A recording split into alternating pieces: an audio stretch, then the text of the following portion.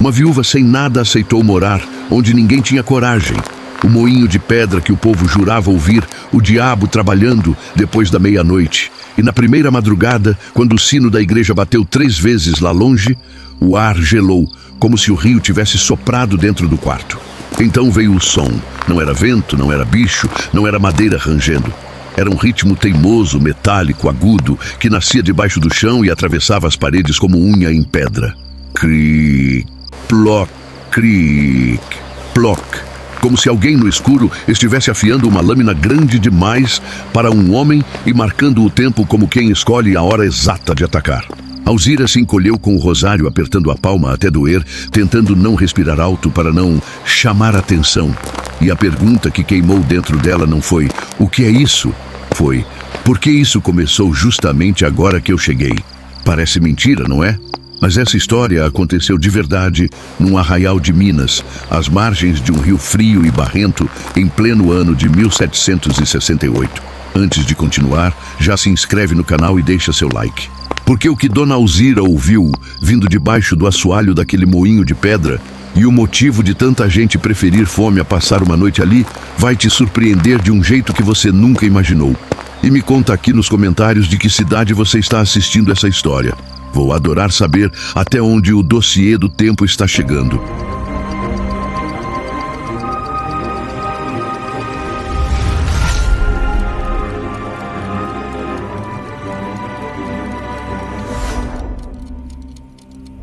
Dona Alzira ficou viúva num desses dias em que o céu parece não escolher lado.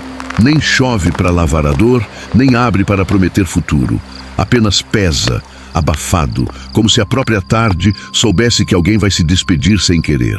O marido dela, homem simples de mãos grossas e paciência curta, adoeceu de repente, com um calor que subia do peito e deixava a pele brilhando de suor. E em 2, 3 dias, o corpo foi ficando leve demais para sustentar a vida.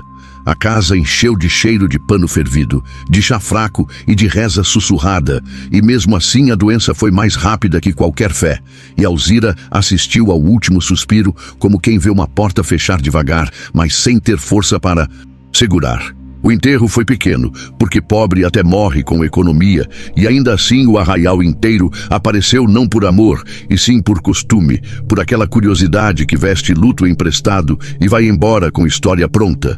No dia seguinte, quando a cera das velas ainda parecia grudada no ar e o vestido preto dela ainda cheirava a terra de cemitério, o coronel Brandão chegou. Não bateu palmas como gente comum. Parou na frente da casa como se estivesse diante de algo que já lhe pertencia, com a casaca melhor do lugar, a barba bem feita e o olhar manso de quem se apresenta como servo de Deus e patrão dos homens. Veio com um escrivão, 2 sujeitos calados e uma pasta de papéis dobrados e selados. E Alzira entendeu antes de ouvir que o luto dela não teria direito a descanso, porque certos homens não esperam nem a cova esfriar para abrir conta. Brandão falou de tristeza, de vontade do Altíssimo, de piedade, e enquanto as palavras caíam como água morna, ele abriu os papéis e mostrou assinaturas, números, termos que Alzira mal conseguia ler, dizendo que o falecido marido hipotecara a casa em jogo, que devia, que perdera, que a lei era a lei, e o tom dele era tão tranquilo que parecia que estava fazendo um favor ao mundo ao não gritar.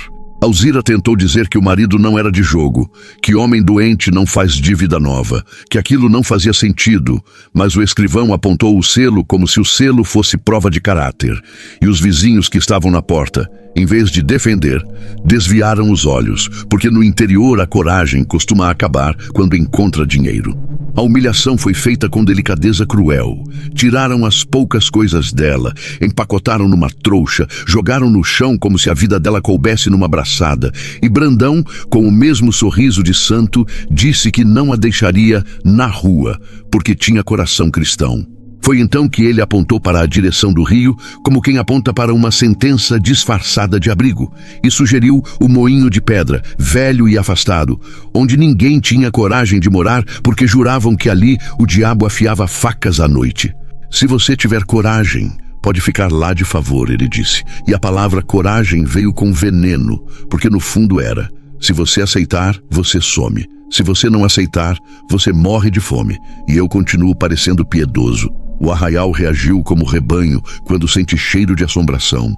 Mulher se benzeu, homem apertou o chapéu na cabeça e fez cara de quem não quer ouvir mais. E até criança parou de brincar, porque criança aprende rápido o medo dos adultos. Alzira caminhou pela rua de terra com a trouxa no braço, uma panela amassada batendo na perna, o rosário escondido no bolso do avental, e por onde passava, vinha aquele pavor envergonhado, como se as pessoas tivessem pena dela e ao mesmo tempo quisessem que ela sumisse para não lembrar que a desgraça existe.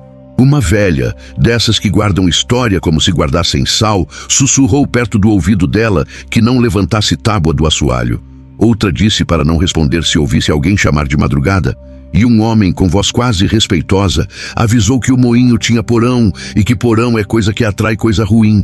Ninguém explicou direito o porquê, porque medo não gosta de detalhe, medo gosta de repetir. Alzira desceu a trilha para a beira do rio, sentindo o ar mudar. O cheiro de gente ficou para trás e o cheiro de água fria tomou conta, misturado com barro, musgo e folha apodrecida. O som do arraial foi ficando longe e o barulho do rio começou a dominar tudo, constante, insistente, como se a correnteza estivesse falando sem parar. Quando o moinho de pedra apareceu entre árvores e capim alto, ele não parecia casa, parecia cicatriz antiga. Paredes grossas de pedra com musgo nas juntas, telhado torto, a roda grande parada coberta de limo e uma porta de madeira escura que parecia úmida, mesmo sem chuva. A luz do fim de tarde ainda era bonita, dourada, atravessando galhos e desenhando pó no ar, e esse contraste quase enganou Alzira, como se o mundo estivesse dizendo que não era tão ruim. Mas o coração dela não se deixou convencer, porque havia um frio ali que não vinha do vento, vinha da ideia de abandono. Ela empurrou a porta e entrou, e o ar dentro do moinho tinha cheiro de pedra molhada e tempo, um frio de porão que sobe pelo peito e aperta as costelas. O lugar era grande por dentro, com sombras nos cantos, teias grossas em vigas antigas, e um eco leve que devolvia os passos dela com um atraso estranho, como se alguém caminhasse junto. Havia uma lareira apagada, um banco velho, e no chão uma camada de palha podre cobrindo áreas do assoalho, como se alguém tivesse tentado esconder alguma coisa ou apenas desistido de limpar o que nunca mais teve dono. Alzira largou a trouxa, passou a mão na parede e sentiu a umidade. E por um segundo pensou que talvez a maldição fosse só isso, um lugar frio e esquecido, que faz qualquer barulho parecer gente.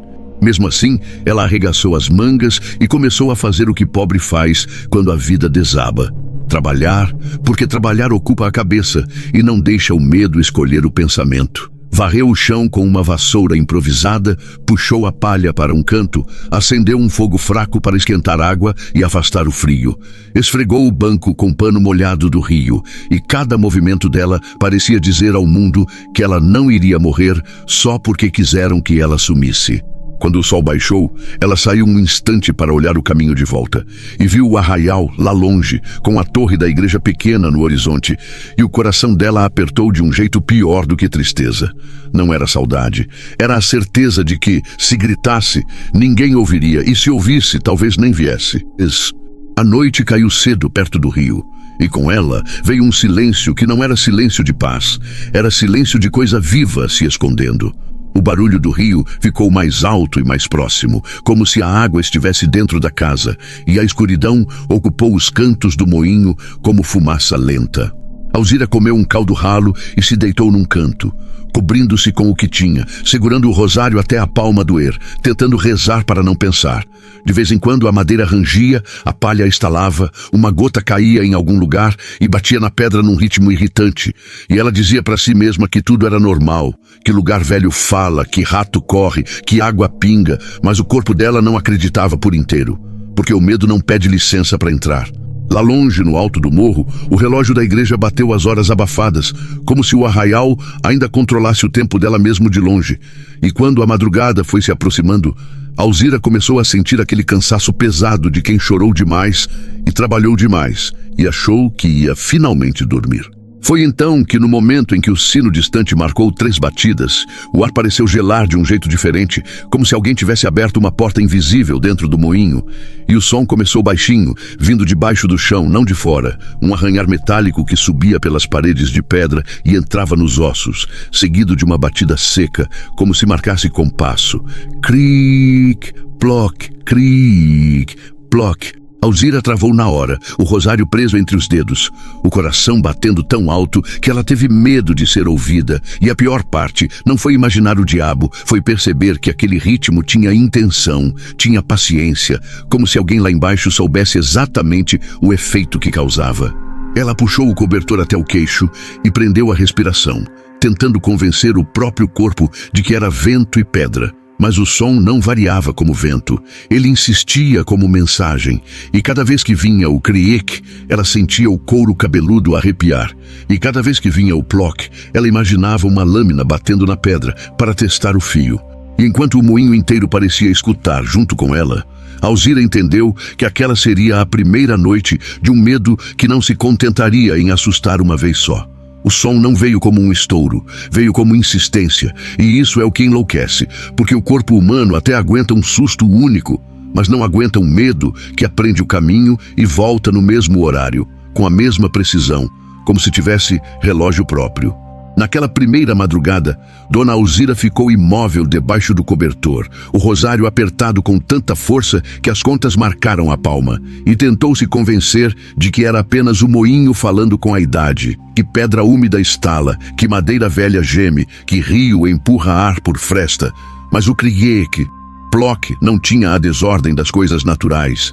Era rítmico, paciente, quase educado na repetição, como se alguém lá embaixo quisesse que ela entendesse. Que não era acaso. Ela tentou rezar em voz baixa, mas cada palavra parecia aumentar o silêncio entre um raspão e outro, e o silêncio, por contraste, fazia o som ficar ainda mais afiado, atravessando o chão e subindo pelas paredes até bater no ouvido como unha em vidro. O pior foi quando ela percebeu, com a clareza absurda do medo, que o barulho parecia se deslocar um pouco, como se a lâmina fosse testada em diferentes pontos da pedra, e isso fez a imaginação dela preencher o resto. Uma mão invisível, uma sombra dobrada no porão, um ser que trabalhava devagar, sem pressa de atacar porque sabia que ela não tinha para onde correr. Quando finalmente o som cessou, não houve alívio completo, houve apenas a sensação de que alguém tinha escolhido parar. E essa escolha é mais assustadora do que qualquer vento, porque vento não escolhe. Alzira esperou o amanhecer como quem espera julgamento, com os olhos ardendo e o corpo tenso. E quando a primeira luz azulada entrou pelas frestas do moinho e o rio voltou a ser apenas rio, ela se levantou com o peito dolorido e uma decisão amarga. Se o demônio queria que ela fosse embora, então o demônio ia ter que aprender que fome é pior do que medo.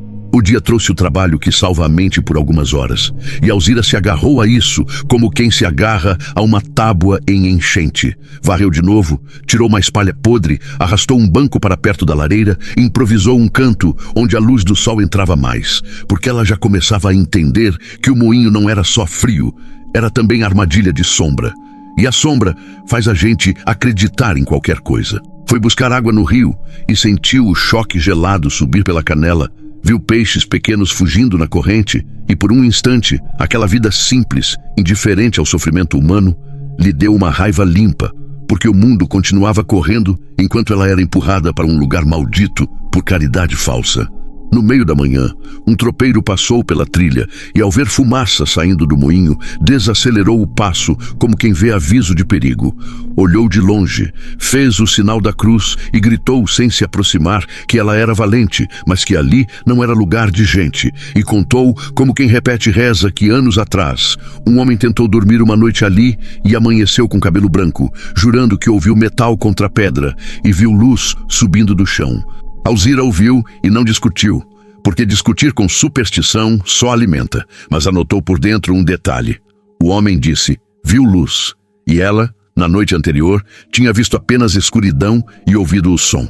Se havia luz em alguma época, então havia algo físico, uma chama, um candeeiro, uma pessoa, porque luz não nasce do nada.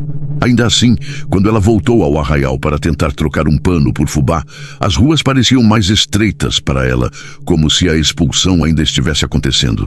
As mulheres a olhavam com pena e medo, e algumas se benziam ao ver a barra do vestido ainda úmida de rio, como se o moinho deixasse marca que se pega pelo olhar. Quitéria, a lavadeira de língua sempre pronta, não chegou a tocar nela, mas falou alto o suficiente para todo mundo ouvir que quem vai morar no moinho volta diferente. E um menino, atrevido e assustado, perguntou se ela já tinha ouvido o diabo. E Alzira sentiu vontade de gritar, não com a criança, mas com o mundo, porque até o terror alheio virava divertimento quando o corpo ameaçado era o dela. Ela comprou o mínimo, voltou com pressa para antes do sol cair, e no caminho viu, na porta da igreja, o coronel Brandão conversando com o padre, sorrindo com o rosto limpo de quem dorme bem. E quando ele a viu, inclinou a cabeça como se oferecesse bênção. "Está se adaptando?" ele perguntou. E a pergunta tinha um gosto de ferro, porque ele não queria saber da adaptação. Queria saber se o moinho estava fazendo efeito. Alzira respondeu apenas que estava viva. E Brandão abriu um sorriso lento, dizendo que Deus prova os fortes, e que se ela aguentasse, talvez fosse sinal de que merecia um lugar melhor no futuro. Falou isso olhando de relance para o padre, como quem constrói reputação com palavras, e depois, num tom mais baixo, soltou o conselho que não parecia conselho. "Não mexa nas coisas antigas de lá, dona Alzira. Tem lugar que é melhor não cutucar." Ela sentiu a nuca gelar, porque o coronel falou como quem sabia de detalhes demais para alguém que dizia nunca ir ao moinho. E a sensação de ser observada cresceu, como se o medo não fosse apenas do som, mas do controle. À noite, Alzira tentou se preparar como se preparação fosse escudo. Acendeu o fogo mais cedo, deixou o lampião ao lado da cama improvisada, colocou o rosário à mão e repetiu para si mesma que, se fosse assombração, ela não tinha culpa. Se fosse gente, ela também não tinha culpa, mas podia lutar. Dormiu picado, acordando a cada estalo. E quando o relógio distante bateu 3, o som voltou, mais forte, como se tivesse entendido que na primeira noite ela ainda era visita, e agora já era moradora. Creak, ploc, creak, ploc. Dessa vez, além do arranhar, ela ouviu uma coisa que não tinha ouvido antes. Um gemido curtinho, abafado, quase se confundindo com o barulho do rio, como se a pedra devolvesse dor. A vontade de levantar foi esmagada por uma força antiga, aquela força que faz a gente ficar parado, quando acha que se mexer, chama o predador. Alzira se encolheu, suando frio, e percebeu que o som tinha direção, sempre o mesmo canto do moinho, como se viesse debaixo de um ponto específico do assoalho, e isso trouxe uma imagem terrível. Um porão, um buraco, um espaço trancado e alguma coisa raspando a parede de pedra com metal, não para afiar faca, mas para cavar. A ideia de cavar foi como um trovão dentro dela, porque cavar é trabalho de quem quer sair de um lugar. Cavar é gesto de fuga. Cavar é coisa de vivo. Quando o som cessou de novo, Alzira ficou sentada no escuro por um tempo, o ouvido zunindo, tentando decidir se aquilo a assustava mais ou a inquietava de outra forma.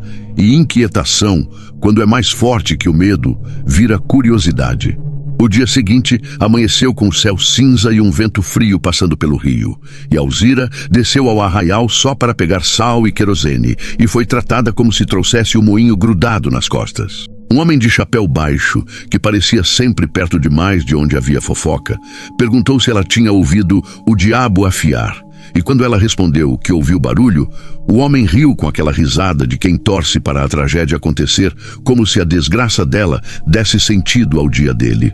Alzira saiu da venda com a garganta apertada e, ao dobrar uma esquina, ouviu 2 mulheres dizendo que o coronel tinha sido generoso demais em dar o moinho para ela, que viúva tem é que agradecer, e uma delas insinuou, num sussurro sujo, que talvez Alzira merecesse mesmo morar com o diabo, porque mulher que fica sozinha sempre tem coisa.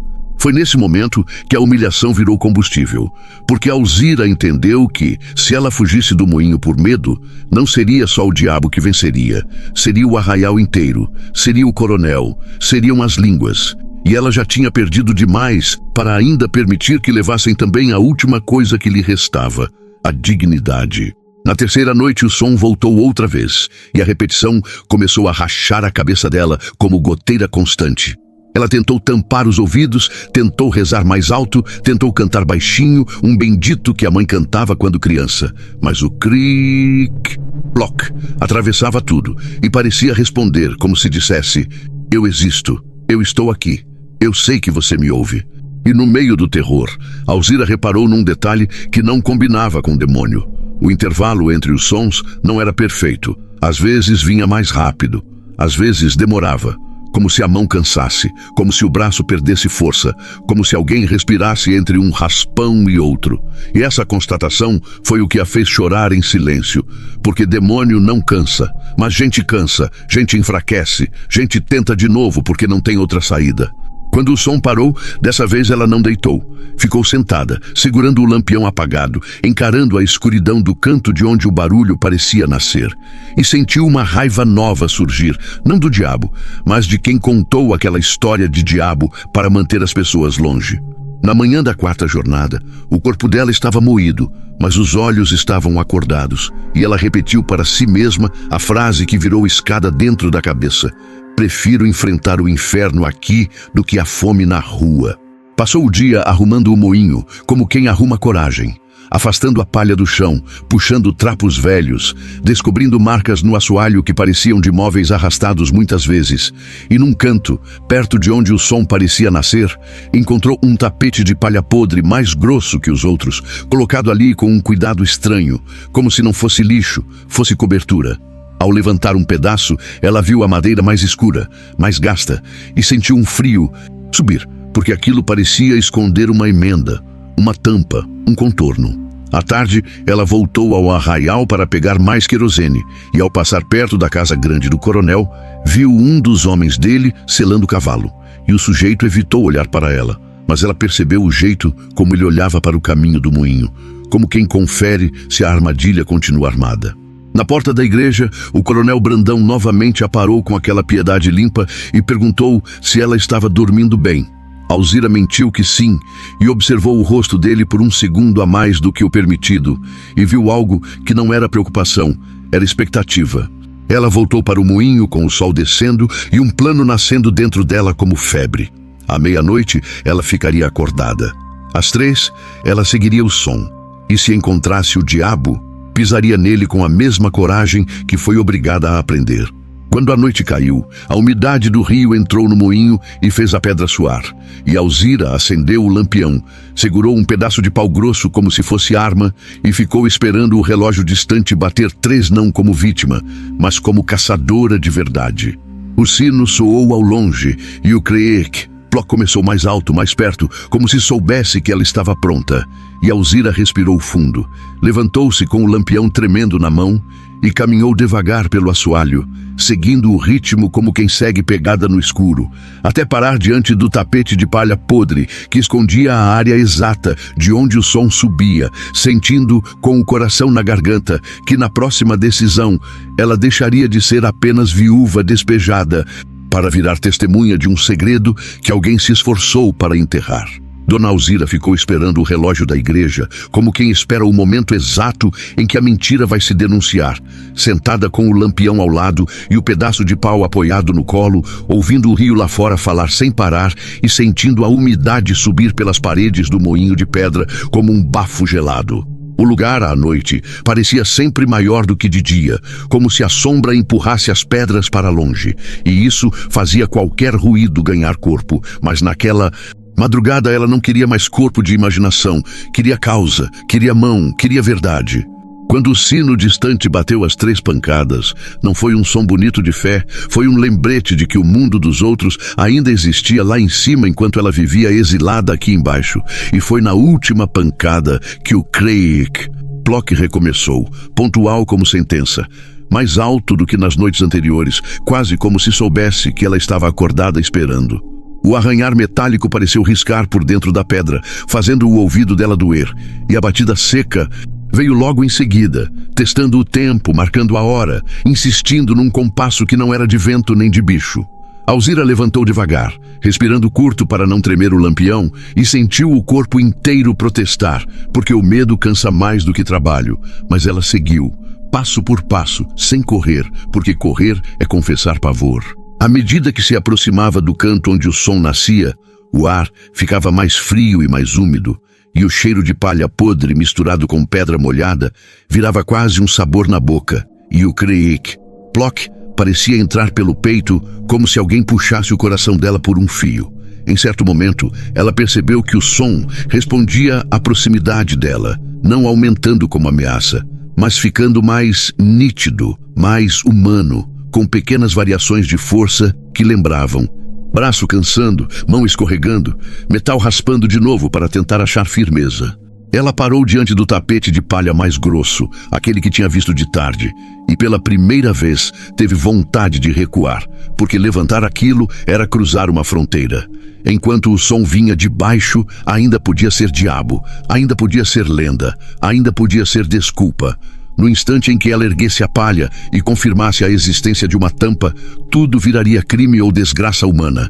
E desgraça humana é mais perigosa porque tem dono. Mesmo assim, ela enfiou os dedos na palha úmida, sentiu a textura se desfazer como coisa morta, puxou para o lado e revelou as tábuas mais escuras do assoalho, marcadas por risco e arrasto, e ali estava o contorno de um alçapão, quase invisível a olho distraído, mas óbvio para quem procurava. Uma fenda fina em volta, um encaixe, um gancho enferrujado meio escondido por sujeira, e ao lado, bem perto, um prego torto que parecia ter servido para travar. O som continuava, agora tão perto que Alzira sentia vibrar na sola do pé, e a cabeça dela juntou uma coisa na outra com clareza. O coronel Brandão, com aquela voz mansa, tinha dito para ela não cutucar coisas antigas, como se soubesse que ali havia algo antigo demais para ser visto, e a cidade inteira preferia chamar de demônio, porque demônio não exige explicação. Alzira segurou o pedaço de pau com mais força, ergueu o lampião para iluminar o gancho e viu o metal coberto de ferrugem e de cera antiga, como se alguém tivesse tentado selar e esquecer. O creik veio mais comprido, como se a mão lá embaixo se esforçasse para ser ouvida, e o ploque veio mais forte, como se fosse resposta. Aqui! Ela puxou o gancho com cuidado, sentiu resistência, puxou de novo, e o alçapão respondeu com um gemido surdo de madeira que não se abre a tempo demais, e nesse gemido havia uma promessa de poeira e segredo.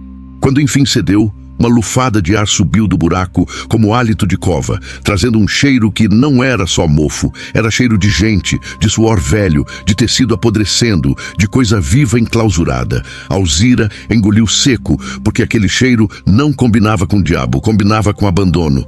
E abandono tem nome e sobrenome em lugar pequeno. Ela levantou a tampa devagar, o braço tremendo, e o lampião revelou um vão escuro com degraus de pedra descendo, úmidos, cobertos de limo, como uma garganta aberta debaixo do moinho.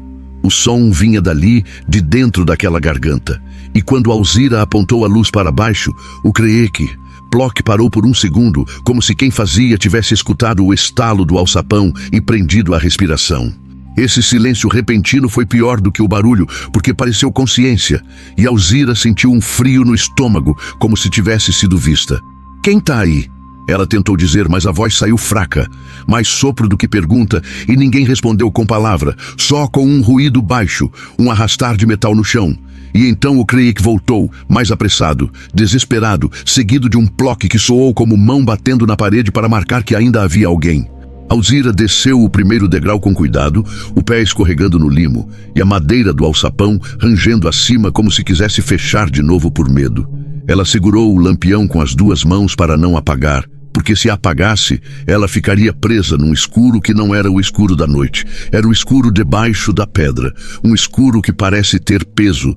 A cada degrau, o ar ficava mais frio e mais pesado, e o cheiro de gente aumentava, e o barulho do rio lá fora ia ficando distante, como se o mundo fosse sendo desligado. Quando chegou ao fundo, o lampião iluminou um espaço baixo, um porão de depósito com paredes de pedra irregular, caixas velhas apodrecidas num canto, um barril vazio, um monte de palha jogado como cama, e no centro, a origem do som. Uma figura muito velha, encolhida, vestida em trapos que um dia foram vestidos, com o cabelo branco grudado na testa por suor e umidade, o rosto fundo, cavado e o olhar brilhando de um jeito assustador, não por ser sobrenatural, mas por ser teimosamente humano. O tornozelo dela estava preso por uma corrente grossa a um anel cravado na pedra, e o metal tinha marcas de ferrugem e de uso, como se aquilo fosse rotina.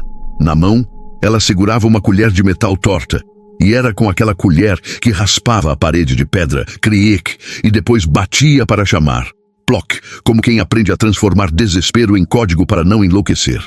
Alzira sentiu o grito subir, mas o grito não saiu como som, saiu como um soluço preso, porque o que ela via não era a assombração, era uma pessoa presa. E o horror do que é feito por gente tem uma qualidade diferente. Ele dá nojo antes de dar medo. A velha ergueu a cabeça devagar, o pescoço tremendo, e quando a luz do lampião pegou no rosto dela, os olhos se arregalaram num misto de susto e esperança, como se ela não soubesse mais se o mundo ainda tinha gente viva capaz de descer até ali. A boca dela abriu e fechou sem som, como se a garganta tivesse esquecido a palavra, e as mãos tremiam tanto que a colher quase caiu. Alzira deu um passo para a frente, tentando se aproximar sem assustar, mas a velha recuou instintivamente, puxando a corrente com um chocalho triste, como bicho que apanhou demais e teme até a mão que oferece água. "Meu Deus do céu!" Alzira sussurrou, e nesse sussurro havia mais revolta do que fé, porque Deus ali parecia longe demais para explicar aquilo. A velha tentou falar, a voz saindo como papel rasgado, e Alzira só conseguiu entender uma palavra, repetida com esforço, como se fosse a coisa mais importante que restou: luz. Era pedido de luz e era pedido de mundo.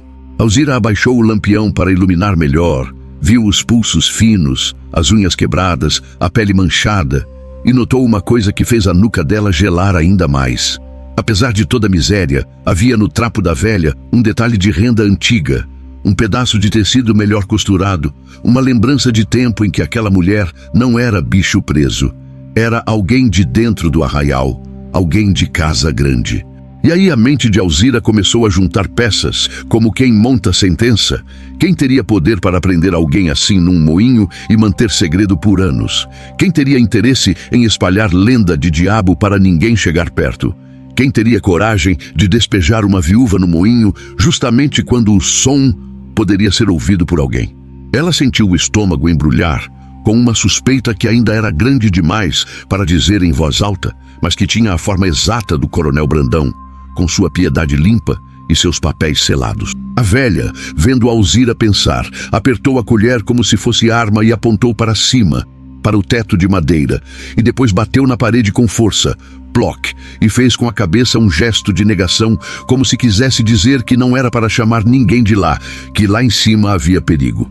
Em seguida, com um esforço desumano, arrastou-se até um canto e puxou um pedaço de pano escondido sob palha, como quem guarda tesouro, e dentro do pano havia um pequeno medalhão amassado, uma cruz de ouro simples, suja de limo, mas claramente valiosa, e a velha colocou aquilo na mão de Alzira com dedos que tremiam como folha. Alzira olhou o medalhão, sentiu o metal frio e pesado, e um choque atravessou o corpo dela, porque aquele tipo de objeto não era de gente pobre, era de gente importante, de alguém que um dia sentou no primeiro banco da igreja. Ela tentou perguntar o nome da velha, mas antes que a palavra saísse, ouviu lá em cima, no assoalho do moinho, um rangido diferente, pesado, como de bota pisando com cautela, e o som fez a velha empalidecer na mesma hora, os olhos arregalando com um terror que não tinha nada de diabo. Era terror de ser encontrada. Alzira apagou o lampião instintivamente, deixando apenas um restinho de brasa de luz dentro do vidro, e prendeu a respiração, ouvindo a madeira ranger outra vez. E então uma voz abafada, masculina, chamou do alto: "Tem alguém aí? Eu vi luz." A velha apertou a corrente como se quisesse desaparecer dentro da pedra, e Alzira sentiu o coração bater tão alto que parecia denunciar as duas. Se alguém descobrisse que ela tinha aberto o alçapão, não seria só ela que correria perigo. A velha voltaria a ser silêncio para sempre, e Alzira entendeu num segundo que tinha descido ao lugar onde ninguém tinha coragem de ir. Mas agora precisava subir, fingindo que não viu nada, para poder salvar aquela mulher sem virar mais um corpo escondido no moinho. Alzira subiu os degraus do porão com o coração batendo tão alto que parecia bater na própria madeira do alçapão, segurando o lampião quase apagado para não denunciar a luz, e antes de levantar a tampa por completo, encostou o ouvido no assoalho como quem escuta a caça. A voz masculina lá em cima repetiu o aviso, agora mais perto, e junto dela veio um cheiro de suor e fumo, cheiro de gente que anda de madrugada para fazer serviço que não quer testemunha. Ela empurrou o alçapão só o suficiente para enfiar o rosto na fresta e viu, no escuro do moinho, uma sombra de chapéu parada perto da porta, com o corpo inclinado como quem ouve se há movimento. A sombra segurava uma lamparina coberta pela mão, e a chama tremia como o olho nervoso. Alzira tomou o susto inteiro para dentro, e com uma calma que não sentia, disse alto o bastante para ser ouvida, mas baixo o bastante para não virar alarde. Sou eu, Dona Alzira. Acordei com a goteira. Fui ver se o fogo não tinha apagado. A sombra demorou 1 segundo a responder, como quem mede se a desculpa serve, e então a voz veio carregada de falsa cordialidade. O coronel mandou eu passar, só para ver se a senhora tá bem. Diz que esse lugar prega peça. A frase tinha mel demais, e mel assim costuma esconder ferrão. Alzira sentiu a raiva subir, porque passar de madrugada não é cuidado, é vigia, e o pior foi perceber que o ploc tinha parado desde que ela abrira o alçapão. Se aquele homem vinha ouvir o som, ia encontrar silêncio, e silêncio naquele jogo era sinal de que alguma coisa mudou. Ela fechou o alçapão com cuidado, sem bater, e caminhou até a sala principal, mantendo o lampião baixo, a chama quase inexistente, para não iluminar o rosto dela em entrega. Quando chegou perto da porta, sentiu o frio úmido do rio entrar e viu os olhos do homem brilharem sob a aba do chapéu, olhos de quem não tem vergonha do que faz, apenas pressa. Estou bem, ela disse firme, e antes que ele pedisse para entrar, completou como quem põe cerca. E não quero visita essa hora. Se for caridade, traga de dia, com sol e com testemunha. O homem riu baixo, um riso curto, e tentou empurrar a porta com o ombro, mas Alzira segurou a madeira com o corpo, e naquele instante ela entendeu que a coragem não é ausência de medo, é decidir que o medo não manda no passo. Não precisa disso, mulher, ele falou já sem mel. Eu só quero olhar por dentro, rapidinho. Alzira encarou a escuridão atrás dele, procurando se havia mais gente, e respondeu com a verdade mais simples que podia virar defesa. Se o coronel quer olhar, que venha ele. Você não. A palavra você saiu com desprezo. E o homem hesitou, porque capanga gosta de invadir casa quando a vítima se encolhe. Quando a vítima olha de volta, o capanga se lembra que também sangra. Ele cuspiu para o lado, resmungou algo sobre mulher ingrata e se afastou, mas antes de sumir na trilha, parou e deixou um recado que foi ameaça disfarçada de conselho. Não mexa no que não é seu. Esse moinho engole curioso. Alzira ficou olhando a escuridão engolir o sujeito e sentiu as pernas tremerem quando a ameaça se afastou, porque a coragem só dura o tempo do confronto. Depois, o corpo cobra. Ela trancou a porta com o ferrolho, apagou a chama do lampião, até quase nada, e encostou a testa na madeira úmida por 1 segundo, respirando como quem volta do fundo do rio, e então lembrou da velha acorrentada lá embaixo, lembrando que o som não era o diabo, era a vida, raspando parede para não morrer silenciada. A madrugada ainda tinha horas, e Alzira passou o resto dela sentada, imóvel, ouvindo qualquer passo na trilha e pensando numa coisa só. Agora que ela sabia, não podia fingir que não sabia, porque fingir seria virar cúmplice do porão. Quando o dia clareou de verdade e a luz azul do amanhecer virou um amarelo pálido, atravessando a janela, Alzira desceu ao porão com o coração ainda apressado, levando água, um pedaço de pão duro e um pouco de caldo.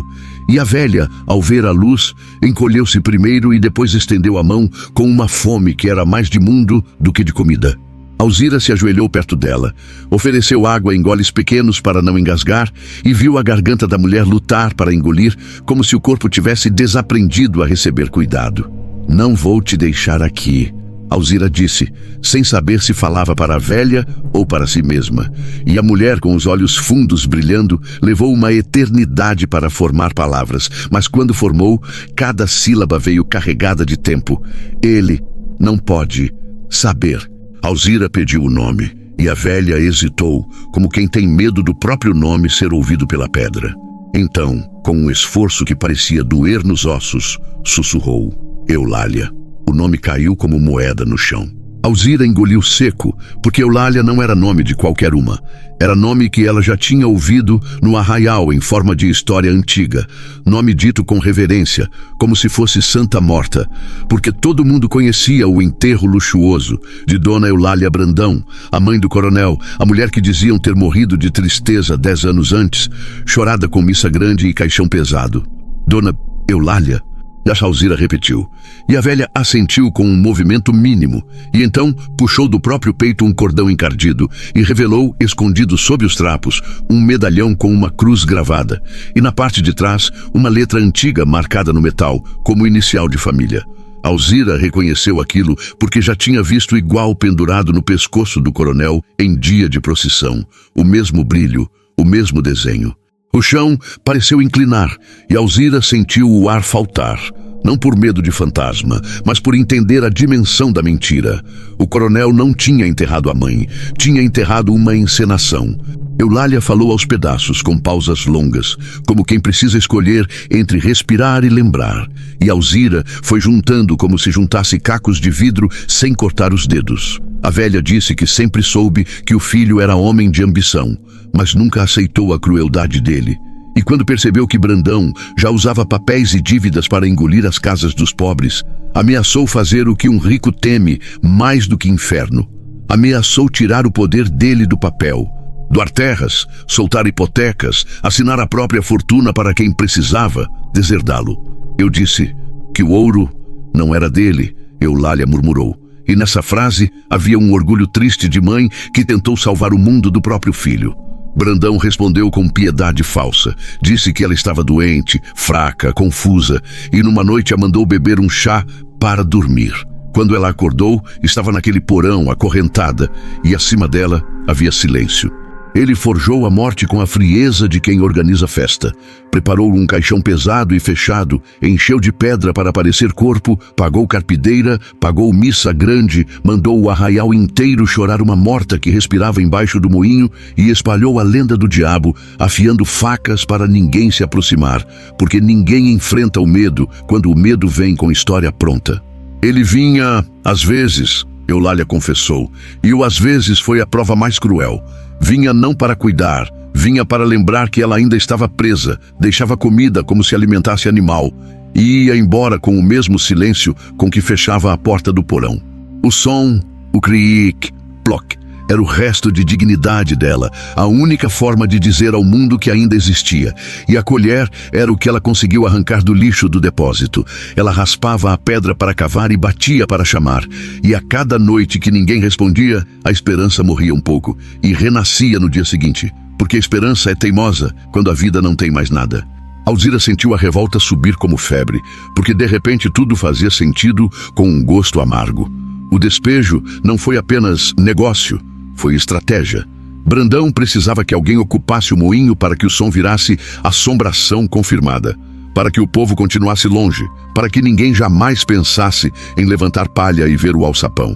E se Alzira enlouquecesse e fugisse, melhor ainda, porque reforçaria a lenda. Se morresse ali, viraria mais uma história para assustar e proteger o segredo. Ela olhou a corrente no tornozelo de Eulália e sentiu a própria garganta fechar de ódio, porque corrente é a linguagem mais antiga de poder quando falta vergonha. Tem chave? E Alzira perguntou. E Eulália fez que sim, com um gesto fraco apontando para cima, e disse que o filho escondia num lugar que ninguém procuraria, atrás da pedra solta junto à base da antiga roda interna, perto da parede onde o mofo fazia mancha escura. Alzira subiu com o coração acelerado, achou a pedra solta, puxou com esforço e lá estava uma chave pesada, fria, com ferrugem e cheiro de metal guardado. E quando voltou e encaixou na corrente, o clique que a fechadura deu pareceu um estalo de mundo se abrindo. Eulália chorou sem lágrima primeiro, porque o corpo dela já não gastava água fácil, e só depois veio um soluço baixo, como de criança. Alzira a apoiou pelos ombros, sentiu o peso leve demais de um corpo que foi consumido pelo tempo e entendeu que tirar Eulália dali não era só abrir corrente, era tirar uma pessoa da morte lenta. Ela improvisou com madeira velha uma espécie de cadeira de rodas tosca, amarrada com corda e pano, porque Eulália não tinha força para caminhar, e cobriu a velha com um xale escuro para esconder o rosto, não por vergonha dela, mas por urgência. Se Brandão soubesse antes da hora certa, pisaria as duas como pisa formiga. E a hora certa, Alzira percebeu, não podia ser numa esquina, nem num cochicho, nem em porta de casa, porque o coronel era dono de boca e de papel. A hora certa precisava de testemunha, precisava de povo inteiro olhando, precisava do mesmo palco onde ele vendia santidade. Alzira levantou os olhos para a torre da igreja ao longe, visível pela fresta do moinho quando o sol subia, e sentiu um arrepio, porque era domingo de missa naquele dia. Brandão ia estar no primeiro banco, com a Bíblia na mão e a cara limpa. E Alzira soube que a justiça dela teria que entrar pela porta principal, não pela porta dos fundos. Quando o fim da manhã chegou e o sino começou a chamar o arraial para a missa, Alzira empurrou a cadeira improvisada pela trilha, com as mãos ardendo de esforço. O rio à esquerda correndo indiferente, a mata à direita fechando o caminho como se quisesse impedir. E Eulália, coberta, respirava curto, cada solavanco arrancando dela um gemido que Alzira abafava com promessa. Só mais um pouco. No alto do morro, a igreja apareceu cheia de gente, e Alzira viu homens e mulheres entrando com roupa de domingo. Viu crianças correndo, viu o mundo funcionando como se não houvesse mãe acorrentada em porão. E essa normalidade doía mais do que o medo. Ela parou por um segundo no adro, sentindo o suor escorrer frio, ouvindo o murmúrio das orações lá dentro, e então empurrou a cadeira até a porta, porque recuar ali seria morrer por dentro. Do outro lado da madeira, o padre começava o sermão, e Alzira enxergou entre as cabeças a figura do coronel Brandão no primeiro banco, peito estufado, olhar sereno, como se o céu fosse amigo particular. Ela sentiu o estômago virar, apertou o cabo da cadeira com força e antes de empurrar a porta, ouviu Eulália sussurrar sob o chale, com um fio de voz que parecia vento. Agora, ele não foge. A porta da igreja abriu com um gemido comprido de madeira, e o sermão do padre, que vinha embalado naquele tom morno de domingo, falhou por um instante, como se até a voz tivesse tropeçado no que viu, porque Dona Alzira entrou empurrando a cadeira improvisada com as mãos tremendo de esforço e de decisão, e o chiado das rodas toscas no piso de pedra pareceu mais alto do que qualquer oração. A nave estava cheia, cheirando a cera quente, a roupa guardada para a missa e a suor de gente apertada. E a luz, que entrava pelas janelas altas, fazia a poeira dançar como se fosse incenso. Ainda assim, o frio do moinho de pedra veio junto com Alzira como um fantasma de verdade. Não aquele de lenda, mas o fantasma do que se esconde por baixo de um arraial inteiro, sem ninguém querer enxergar. As mulheres se benzeram por instinto, os homens ficaram com as mãos no chapéu, as crianças pararam de mexer, e o padre, com a Bíblia aberta, demorou a reagir, porque ninguém entra naquele momento sem pedir licença ao sagrado. E Alzira entrou como quem não pede mais licença ao medo. O chale escuro cobria o rosto da velha na cadeira, e isso, por alguns segundos, sustentou a dúvida na garganta do povo, como se pudessem ainda acreditar que era apenas mais uma viúva perturbada, arrastando assombração para dentro da casa de Deus. Mas então, a mulher sob o chale ergueu a mão com dificuldade, e o gesto foi pequeno e ao mesmo tempo pesado como pedra, e Alzira puxou o pano devagar, revelando um rosto cavado pelo tempo, os olhos fundos e vivos, a pele pálida de quem não vê sol há anos e uma cruz antiga pendurada no pescoço, como a prova que o povo não podia discutir. O murmúrio virou espanto, o espanto virou silêncio, e no primeiro banco, como se o próprio chão tivesse se movido, o coronel Brandão endureceu de um jeito tão evidente que a máscara de piedade rachou na hora. Ele não gritou, não desmaiou, não fez cena, porque homem ruim raramente dá esse prazer, mas ficou branco como cal de parede. A boca entreaberta sem som, e os olhos, que antes brilhavam limpos, correram pelo templo procurando saída. Foi nesse instante que Alzira entendeu a diferença entre um medo inventado e um medo verdadeiro. O medo verdadeiro tem dono, e o dono tenta fugir. O coronel se levantou com pressa demais para ser digna, empurrou o homem do lado, como se empurrasse obstáculo, e começou a caminhar para o corredor lateral. Mas a igreja, que sempre parece grande para o fraco e pequena para o poderoso, virou prisão quando a verdade apareceu. 2 homens do arraial, que tinham perdido parente para a fome e casa para papel, fecharam o caminho sem combinar, como se a indignação tivesse finalmente aprendido a ficar de pé. Brandão tentou dizer que era mentira, que era profanação, que era bruxaria da viúva.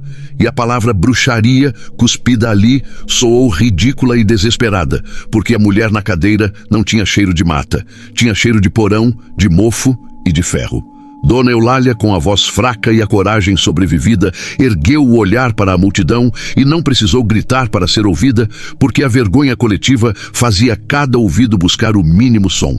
Ela disse o nome do filho como se dissesse sentença, disse que estava viva, disse que tinha sido escondida no moinho de pedra, acorrentada como bicho por ameaçar doar as terras e impedir as maldades do herdeiro, e quando as palavras caixão de pedra e missa de mentira saíram da boca dela, o povo sentiu a própria fé ser usada como ferramenta de crime. Alzira, ao lado, completou com a firmeza de quem desce ao escuro e volta com a prova. Contou do alçapão, da corrente, da colher de metal, do cric. Ploc, que não era faca do diabo, era uma mãe raspando parede para não morrer sem ser lembrada, e aquele som, que tinha marcado o corpo dela com terror, de repente marcou todo mundo com culpa, porque a culpa verdadeira é perceber que o medo te deixou surdo para o sofrimento alheio. O padre, tremendo, tentou intervir para manter ordem. Mas a ordem já tinha mudado de mão, e o juiz de paz, que também estava na missa com ar de autoridade mansa, precisou escolher entre o coronel e o povo olhando.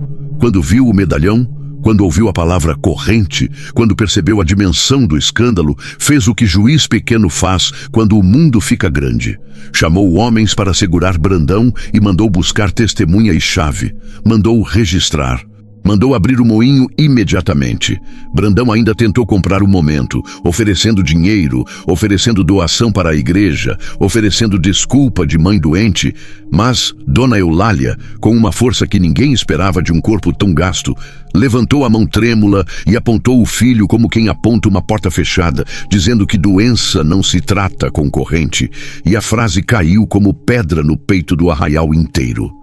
Na tarde daquele mesmo domingo, uma procissão diferente desceu para a beira do rio, não de santo, mas de vergonha.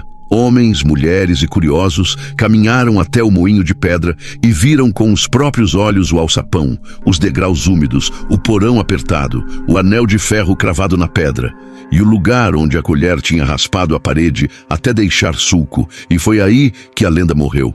Porque lenda precisa de distância e escuridão, e a verdade, quando iluminada, parece simples demais para ter sido ignorada por tanto tempo. O diabo afiando facas virou o que sempre foi. Uma história espalhada para proteger o segredo do coronel, para manter gente longe, para que ninguém ousasse morar ali e ouvir o chamado de socorro. E o gesto mais cruel dele ficou claro para todos quando se percebeu por que Alzira tinha sido jogada naquele lugar. Ele precisava de uma moradora, precisava de uma testemunha aterrorizada. Precisava que o arraial acreditasse ainda mais na maldição e continuasse, se benzendo em vez de levantar a palha. A revolta veio em ondas, e não foi a revolta do grito que passa e some, foi a revolta que morde o bolso e a reputação. Os papéis que Brandão usava para tomar casas começaram a ser questionados. O escrivão foi obrigado a explicar assinaturas, e o jogo de hipotecas, que parecia destino, mostrou cara de armação. Brandão foi preso não como em história bonita de justiça perfeita, mas como o mundo real permite, cercado, vaiado, arrastado com a própria dignidade pelo chão e ainda assim tentando manter a pose de homem importante, porque o orgulho é o último esconderijo do cruel. Dona Eulália foi levada para um quarto arejado na casa do padre por uns dias, depois para uma casa simples no centro, porque o corpo dela precisava de luz e de gente sem correntes, e Alzira virou a mão que segurava a água, a comida, o cobertor, não por interesse, mas porque de algum modo, no fundo da humilhação, as duas tinham sido esmagadas pelo mesmo homem e agora respiravam pelo mesmo motivo. Ninguém mais pisaria nelas em silêncio. A surpresa final, aquela que muda a vida e não apenas fecha o caso, veio quando Dona Eulália, recuperando um pouco de voz e de lucidez, pediu ao juiz que trouxesse os papéis da fazenda melhor, aquela que Brandão sempre exibiu como prova de poder, e na frente do padre, do juiz e de testemunhas do arraial, com mão trêmula mas decisão intacta, assinou a escritura passando a propriedade para Dona Alzira, não como esmola, mas como reparação e como gesto que ela tentou fazer antes de ser acorrentada. O povo assistiu sem saber se aplaudia ou chorava, porque era justiça e era tristeza ao mesmo tempo. Justiça por ver a viúva, antes despejada como lixo, receber chão e nome. Tristeza por entender que tudo isso só aconteceu porque uma mulher velha passou anos raspando pedra com colher para não sumir. Alzira não voltou a morar no moinho. Ela voltou lá apenas uma última vez, em plena luz do dia, e ficou parada no assoalho, ouvindo o rio, sentindo o vento e esperando o som que a tinha marcado. Mas o que ouviu foi só o silêncio, e o silêncio não trouxe paz de imediato. Trouxe memória, como se o lugar ainda repetisse o cric, ploc dentro dela. Com o tempo, porém, esse som deixou de ser ameaça e virou lembrança de coragem. A coragem que nasce quando o desespero não tem mais para onde fugir. Alzira usou a fazenda para recomeçar sem pedir licença. Ajudou outras mulheres que viviam por um fio e nunca mais aceitou piedade como corrente. Dona Eulália viveu o que pôde viver, com o sol batendo no rosto e a própria história devolvida. E quando partiu, não foi em porão, foi em cama, com gente segurando sua mão, como deveria ter sido desde o começo. E o arraial, por mais que tentasse fingir, depois que sempre desconfiou do coronel, nunca esqueceu a lição amarga. O terror mais perigoso não mora no mato nem na pedra. Mora no coração de quem usa fé e medo para calar uma pessoa viva. Se você gostou dessa história, deixa o like e comenta aqui. No lugar da Dona Alzira, você teria descido sozinha pelo alçapão para descobrir a origem do som ou teria fugido do moinho na primeira madrugada? Até o próximo enigma do Dossiê do Tempo.